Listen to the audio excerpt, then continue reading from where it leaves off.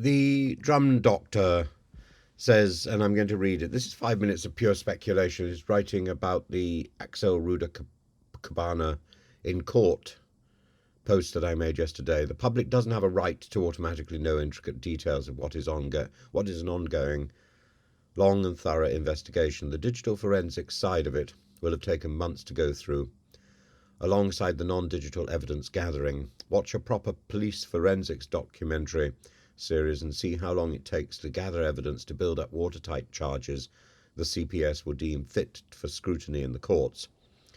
The internet offers too many opportunities for people to publish what their own brains want them to see. The real analog world operates at a much slower rate, whilst the internet world offers a fast-track path to instant outrage.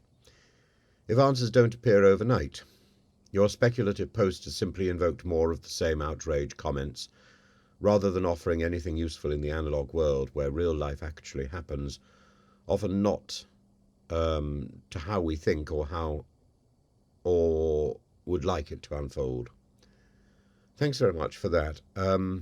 I don't think much of what I've said is pure speculation, but I am happy to speculate further today. When looking at the information about Axel Rudakubana's case, why it took so long to reach the public, I think it's crucial to recognise the nuanced processes in place. I entirely agree. While handling cases with potential national security implications, especially those involving allegations of terrorism or biological weapons like ricin, which is a feature we didn't know at the time of the stabbing or indeed of the riots. It's a feature that apparently the government was only made aware of a few days ago. So this certainly wasn't information that was being withheld at the time when Nigel Farage was asking his questions. This extended delay, therefore, which was interpreted as an intentional cover-up, stemmed largely from meticulous investigation procedures necessary to collect sufficient admissible evidence before pressing charges, exactly as you've said. Both the CPS and the police stress that an essential delay in such cases ensures a fair and thorough investigation, sidestepping premature accusations that could harm the judicial process and public trust.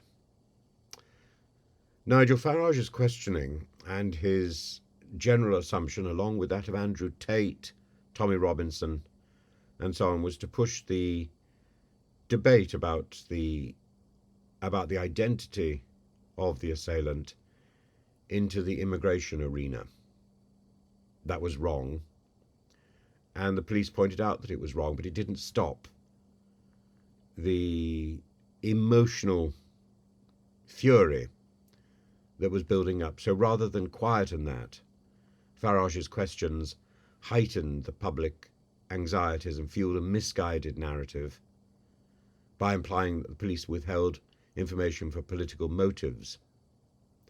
Farage introduced a perspective suggesting systemic distrust, promoting systemic distrust. And this approach tapped into existing social concerns about transparency, and it led to an escalation in tension, ultimately sparking the riots that further damaged community relations and inflamed public emotion. This isn't to explain or to justify the riots. Riots are always wrong. Farage's comments, arguably irresponsible, actually not arguably irresponsible, utterly irresponsible, created themselves a flashpoint where suspicion turned into confrontation, exacerbating a volatile environment. Farage acted as a demagogue, and he was using the same tools as Cicero, the carefully phrased question. And he could quite happily say at the end, well, all I was doing was asking questions. Yes. He was asking questions of a base primed to give the answer. The ensuing riots reflected this tragic response, these protests which descended into violence, underscored the dangers of rapid judgment and misinformation, particularly when dealing with incidents touching on sensitive subjects like race, religion, and terrorism. Riotous responses neither served justice nor the victims, nor respected the grieving families. Rather, they highlighted a social vulnerability to populist provocation and misinformation.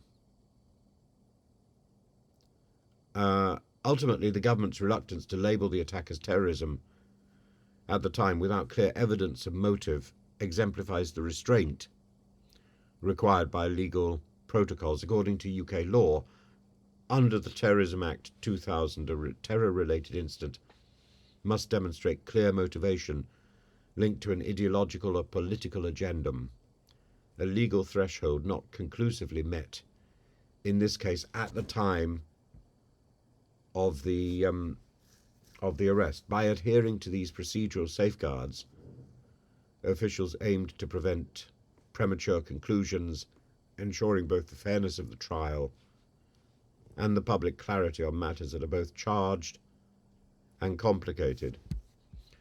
I hope this fleshes out a little bit more the point that the drum doctor is picking up. I personally don't think that I am luxuriating in speculation. First of all, I was rather surprised by the terrorist angle, which I hadn't anticipated. Various people in the comments section said, "Well, this is what we said all along." No, it isn't.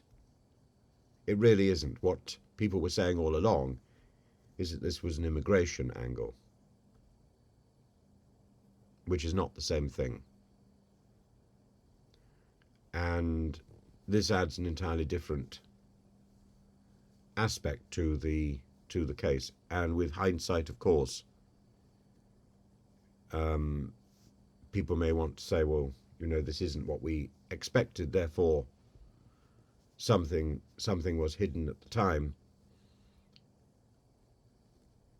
I don't think that's a reasonable position to take at all.